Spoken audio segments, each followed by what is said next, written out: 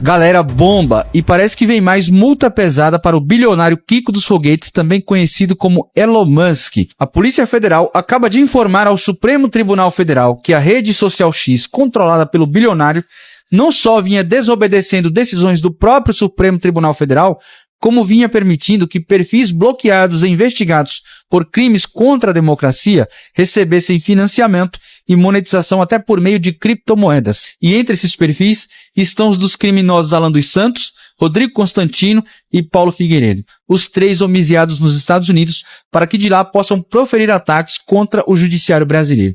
Já vou pedir que deixe um comentário para engajar, deixe a curtida e compartilhe o vídeo com o máximo de pessoas. E peço também a quem gosta do meu conteúdo, quem puder e quiser contribuir com esse trabalho, eu conto muito com o apoio de vocês.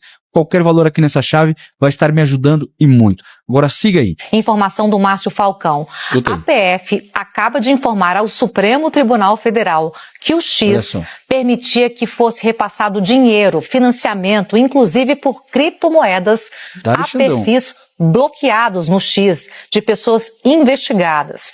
A questão colocada aqui, segundo a gente tem aqui a apuração do Márcio, é o seguinte: ao invés de aparecer para as pessoas que aquelas contas estavam bloqueadas, o X dava a opção para as contas bloqueadas receberem dinheiro. A plataforma exibia dados que permitiam financiar esses perfis com recebimento de valores em criptomoedas. Quais perfis? A gente falava há pouco, né, do Alan dos Santos. Ele é um deles, considerado foragido pelo Supremo, podia receber, com permissão da rede social X, de Elon Musk, dinheiro para esse perfil, ou seja, podia receber essa monetização.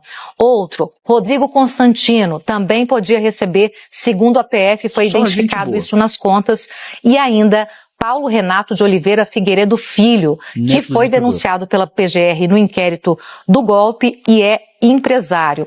Só para a gente ter uma ideia do que é dito aqui pela PF.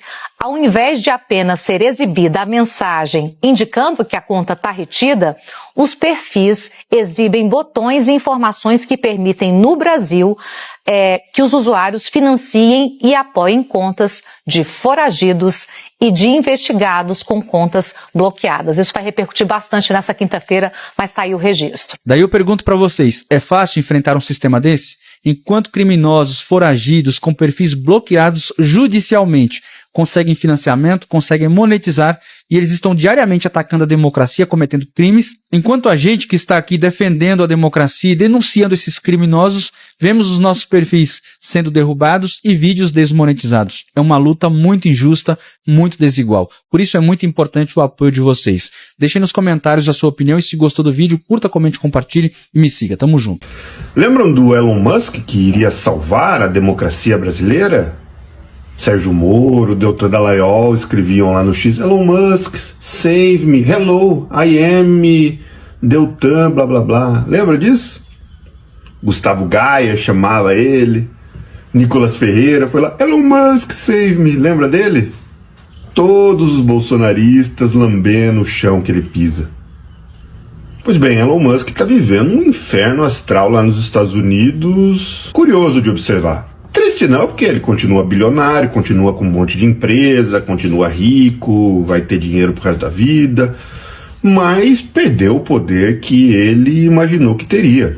Quando ele ganhou, junto com o seu Donald Trump, ele chegou e falou assim: vou causar. Fechou um monte de departamento lá dos Estados Unidos, falou que as agências só servem para financiar governos esquerdistas pelo mundo, tuitou e falou assim: a partir de agora vou mandar um e-mail para todos os funcionários públicos, se eles não disserem o que eles fizeram na última semana, vai ser mandado embora. Isso tudo público, tudo no X. Aí seu Donald Trump falou assim: que isso, seu Elon Musk? Não é assim, né? Isso que é o governo dos Estados Unidos. Senta aqui. Você não pode, menininho feio, você não pode fazer isso. Pronto, tirou. Aí acabou. Aí seu Elon Musk não pôde mais demitir as pessoas. E nessa movimentação que ele fez de querer impor a sua vontade em cima do governo americano, ele despertou a ira das pessoas. The parking lots. Tonight, the FBI and ATF now investigating multiple cases of possible arson targeting Teslas and Cybertrucks. This dramatic video shows Você ouviu o pessoal aplaudindo? Isso aqui tá mostrando o pessoal nos Estados Unidos que estão atacando os carros da Tesla. jogando no fogo. Say the attacker used Molotov cocktails. It's the latest in Coquetel Molotov. more than a dozen instances of arson and vandalism. Aí tá mostrando aqui em Las Vegas, Seattle, Chicago e Kansas City. E aí agora o seu Elon Musk tá falando que isso aqui é errado, isso aqui é terrorismo e pedindo uma posição do Partido Democrata, da oposição deles lá e tal. E é curioso que se você vai ver o X do Elon Musk, você tem algumas frases do tipo: empatia é fraqueza, uma guerra civil é inevitável. E aí a hora que começa essa guerra civil, essa falta de empatia bater no bumbumzinho dele, ele tá triste. É errado? É errado. Não deveria ser feito? Não deveria ser feito. Mas é muito menos pior você brincar de destruir carros do que você brincar de destruir vidas, que é o que ele tava fazendo. E o Trump, hein, gente? Aqui no Ceará a gente usa uma expressão: mais perdido do que cego em tiroteio. É como o Trump está. Taxou o Canadá e os Estados Unidos, agora recuou. Taxou a China, agora recuou. Sabe o que aconteceu? Taxou o Canadá vou taxar do mesmo jeito. Ele aumentou a taxação, o Canadá aumentou também, ele recuou. Taxou os carros do México, aí recuou porque ele descobriu que os carros são produzidos metade nos Estados Unidos e metade no México. O Trump ainda tá naquela época em que o tio Sam era o Capitão América. Acorda, Trump, acorda. O mundo está globalizado e você depende mais do mundo do que o mundo de você. Recuou, está recuando e a China já disse: não compro mais produto americano e vou taxar. Se eu tenho que comprar soja, eu vou comprar agora dos BRICS. Aí ele tá preocupado. Sabe qual é a preocupação do Trump agora? É a China se unir com a Rússia. Porque o Trump disse: com um mês do meu mandato eu acabo com essa guerra. O Putin disse: ó o dedinho, não é assim não, ó. Acaba não, pois é. Ai, Trump está mais perdido do que segue tiroteio. O Trump está descobrindo que o mundo mudou. E que o mundo não precisa tanto dos Estados Unidos como os Estados Unidos precisam do mundo. Acorda, Donald Trump. Sai da terra plana, né? Vocês viram essa notícia que saiu no New York Times? O Elon Musk, assessor do Trump, recebeu documentos ultra secretos do Pentágono sobre um plano militar dos Estados Unidos de uma possível guerra com a China. Essa extrema-direita não tem limites. Mas o que poderia motivar os Estados Unidos a querer entrar em guerra com a China? Seria porque lá as manifestações de aposentados são duramente reprimidas pelo governo, como aconteceu na Argentina de Javier Milei? Ou quem sabe a China esteja expulsando os imigrantes, ou tentando anexar os países vizinhos, ou ainda taxando o mundo todo? Obviamente que não. Seria pelo simples motivo de que a China vem crescendo absurdamente no sentido econômico e tecnológico a ponto de ameaçar o imperialismo norte-americano. Só pra gente ter uma ideia, a Tesla, que fabrica carros elétricos, cujo dono é o próprio Elon Musk, perdeu 655 bilhões de dólares somente no governo Trump. E vai ficar pior. A BYD, uma empresa chinesa concorrente da Tesla, acabou de lançar no mercado um carro que recarrega em apenas 5 minutos. Ou seja, a Tesla vai ainda mais pro buraco. E esse avanço tecnológico chinês tem acontecido em várias áreas. Vamos lembrar da DeepSeek, que oferece serviço de inteligência artificial gratuito e de código aberto e que, quando foi lançada no mercado, fez com que as concorrentes perdessem cerca de $1 trilhão. Então a preocupação de Trump ou Elon Musk não é a defesa dos direitos humanos, da democracia ou dos interesses da população mundial. Eles estão preocupados em perder dinheiro, preocupados em perder dominação geopolítica. Saca só o tamanho dessa contradição. O ser humano é muito bizarro mesmo. Olha só, vem comigo nesse buraco do coelho muito maluco. Elon Musk tem uma filha, né? Filha trans, que não fala com o pai desde 2020, quando se assumiu uma mulher trans e rompeu com o Elon Musk. Elon Musk é um visionário, não é? Da tecnologia, da, né, exploração espacial, revolucionou a exploração espacial, revolucionou carros elétricos, revolucionou, agora tem uma inteligência artificial incrível, que é o Grok, implante no cérebro, e tudo mais. Ou seja, é um cara do futuro. E aí, ao mesmo tempo, ele não consegue aceitar uma filha que é transgênero. É uma espécie de tecnoconservadorismo. Como é que pode alguém com uma visão tão ampla de futuro ter uma visão ao mesmo tempo tão antiga, conservadora? Porque deveria ser natural para alguém da ciência como ele é a ideia de que o gênero é fluido, de que existe uma grande questão que determina os gêneros, que é química / biológica, que a gente tem recursos hoje em dia para manipular isso, né, de um lado do espectro e do outro lado do espectro. Afinal, é ciência pura, né? E que, obviamente, desde que o mundo é mundo, em todas as culturas existiram pessoas que tinham dentro de si uma perspectiva dos dois gêneros, às vezes simultâneo, às vezes, né, a disforia, né, que é o termo certo, que é você estar no corpo errado, né, a cabeça de um gênero no corpo de outro.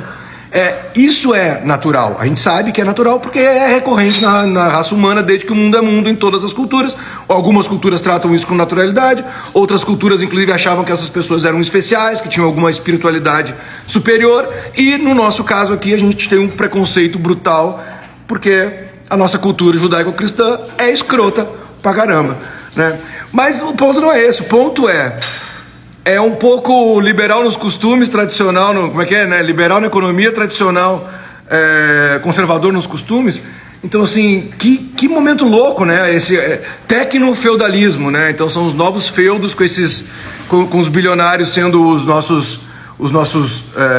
reis absolutistas, e ao mesmo tempo um tecnoconservadorismo em que você acha que a espécie humana tem que ser levada para Marte para espalhar a vida pelo universo, já que a gente ainda não conhece nenhum outro lugar que exista vida como na Terra, e ao mesmo tempo não é capaz de lidar com uma coisa que deveria ser muito mais natural, muito mais simples do que botar chips no cérebro para transformar as pessoas em biônicas, que é muito mais antinatural do que simplesmente aceitar que existem pessoas com gênero trocado e que elas agora, com todos os recursos da ciência, podem retificar a sua cabeça com o seu corpo. Isso deveria ser maravilhoso.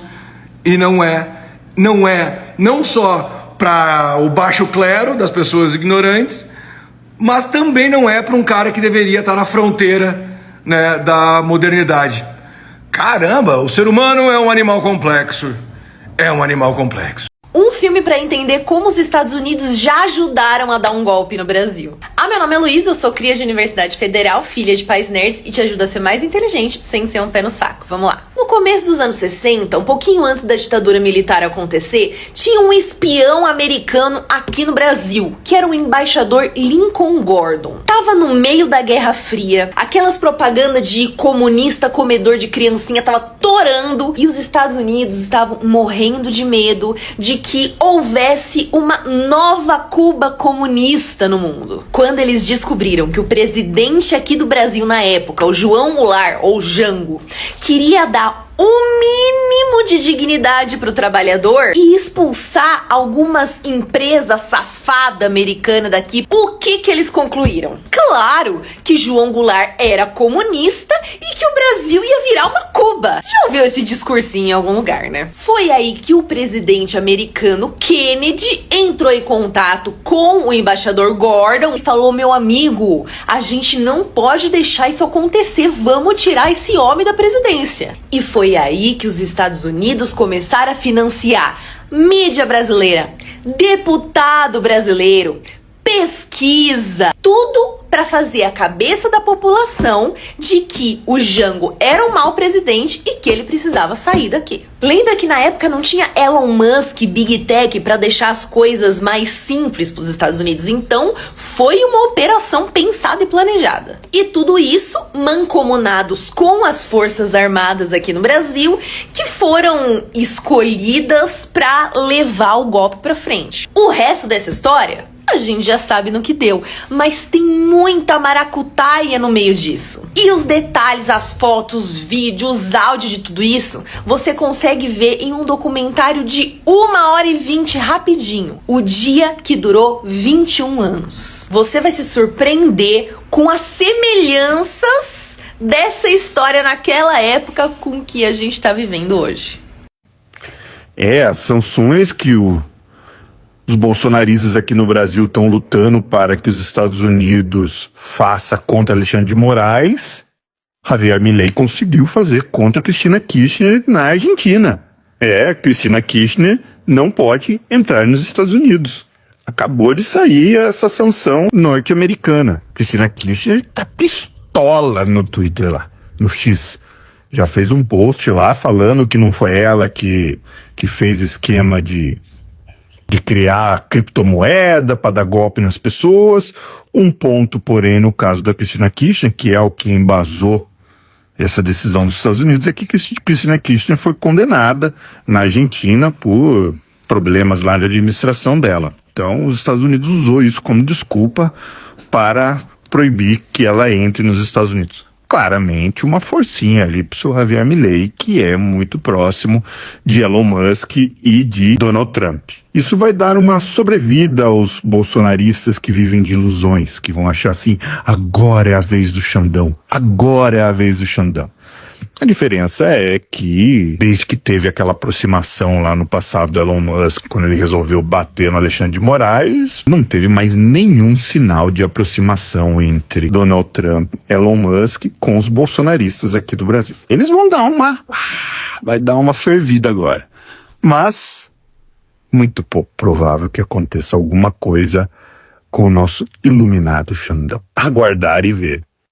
O Brasil tem uma ditadura, presos políticos, não tem liberdade de expressão, mas há uns 4 ou 5 dias atrás, Bolsonaro fez um ato em Copacabana com 18 mil pessoas, falou mal de todo mundo, postou em redes sociais. Você viu alguém preso? Você viu alguém censurado? Acorda, rapaz, a gente só quer manipular você.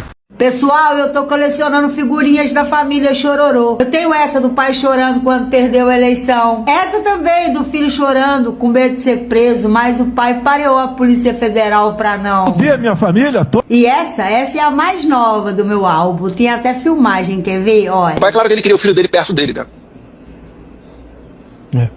É dureza. Opa.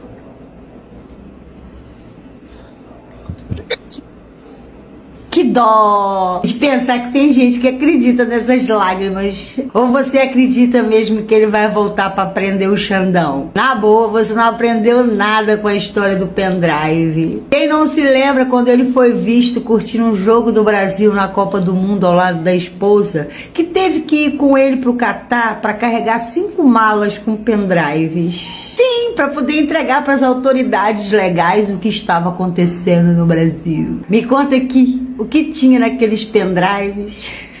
Se você tiver alguma figurinha nova, me manda. Eu preciso completar o álbum.